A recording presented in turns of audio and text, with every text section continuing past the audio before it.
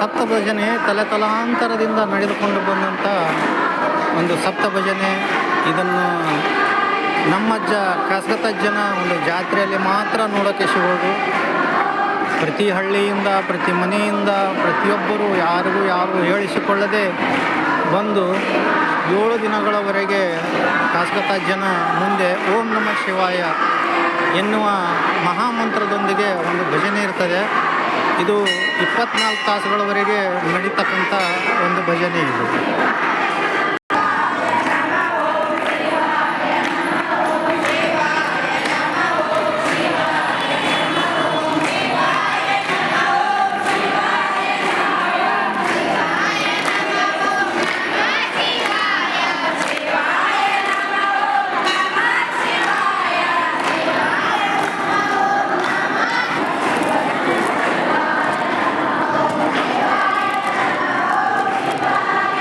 ಜಾತ್ರೆಯ ಅಲಂಕಾರಕ್ಕೆ ಅತ್ಯಂತ ಭವ್ಯವಾದ ಅಲಂಕಾರ ಇದೆ.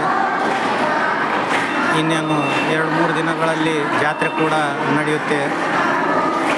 ದೊಡ್ಡದಾದಂಥ ತೇರು ನಮ್ಮ ಇಡೀ ವಿಜಯಪುರ ಜಿಲ್ಲೆಯಲ್ಲಿ ಅತ್ಯಂತ ಸಂಭ್ರಮ ಸಡಗರದಿಂದ ಆಚರಣೆಗೊಳ್ಳುವಂಥ ಜಾತ್ರೆ ನಮ್ಮಜ್ಜನ ಜಾತ್ರೆ, ಶ್ರೀ ಕಾಸ್ಗತ್ತೇಶ್ವರ ಜಾತ್ರೆ. ಇವರು ಈಗಿರುವಂಥ ಪೀಠಾಧಿಪತಿಗಳು. ಅದೇ ತರಹ ಇವರಿಗಿಂತ ಮೊದಲು ಈ ಅಜ್ಜನವರು ನಮ್ಮನ್ನೆಲ್ಲ ಕಾಪಾಡ್ತಾ ಇದ್ದರು. ತಾಳಿಕೋಟೆ ಅಜ್ಜ, ಶ್ರೀ ಕಾಸ್ಗತ್ತಜ್ಜ.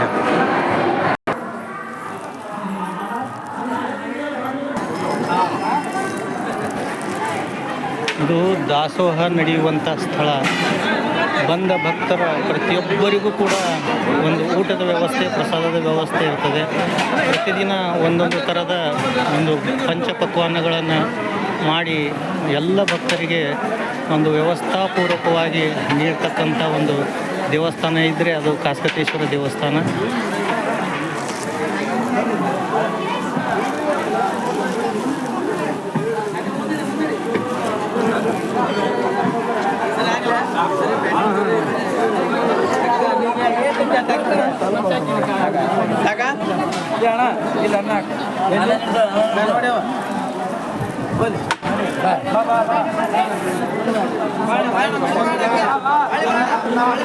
ಬೆಳಗ್ಗೆಯಿಂದನೇ ಈ ತರಹದ ಭಕ್ತ ಸಮೂಹ ಪ್ರಸಾದವನ್ನು ಸ್ವೀಕರಿಸ್ತಾ ಇದೆ. ಇದು ಅಜ್ಜನ ದಾಸೋಹ, ಕಾಸ್ಗತ್ತಜ್ಜನ ದಾಸೋಹ. ತಾಳಿಕೋಟೆಯಲ್ಲಿ ಜನಮಾನಸದಲ್ಲಿ ಕುಳಿತುಕೊಳ್ಳುವಂಥ ದಾಸೋಹ, ಅಜ್ಜನ ದಾಸೋಹ.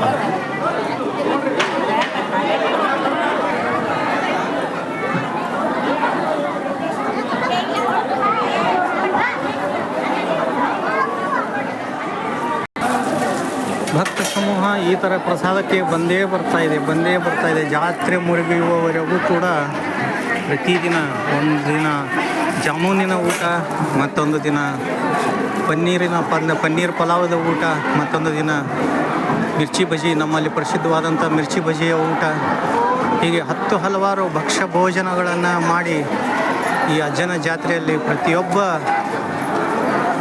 ದರ್ಶನಾರ್ಥಿಗೆ ಒಂದು ಪ್ರಸಾದದ ವ್ಯವಸ್ಥೆ ಸಾಂಗವಾಗಿ ನಡೀತಾ ಇದೆ. ಬಹುಶಃ ನಾಳೆ ಮೊಸರುಗಡಿಗೆ ಮತ್ತು ನಾಡಿದ್ದು ಜಾತ್ರೆ ಕೂಡ ಇದೆ. ಈ ಜಾತ್ರೆಗೆ ಒಮ್ಮೆ ತಾವೆಲ್ಲರೂ ಬಂದರೆ ಅಜ್ಜನ ಜಾತ್ರೆ ಏನು ಅಂತ ತಿಳಿಯುತ್ತೆ. ಇದು ಹಾಗೆ ಸುಮ್ಮನೆ ಕ್ರಿಯೇಷನ್ಸ್ನವರ ಒಂದು ದಾಖಲೆ.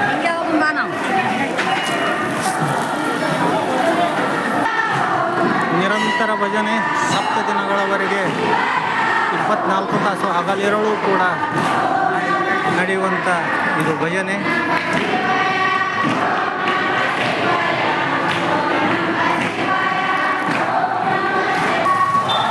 ಇದು ಅಜ್ಜನ ಮಠ, ನಮ್ಮಜ್ಜನ ಮಠ, ಕಾಸ್ಗತ್ತೇಶ್ವರ ಅಜ್ಜನ ಮಠ. ತಾಳಿಕೋಟೆಯ ದೈವ, ಇಡೀ ಜನಾಂಗಕ್ಕೆ ಶುಭ ಆಶೀರ್ವದಿಸುವಂಥ ದೇವಸ್ಥಾನ ಇದು ಕಾಸ್ಗತ್ತ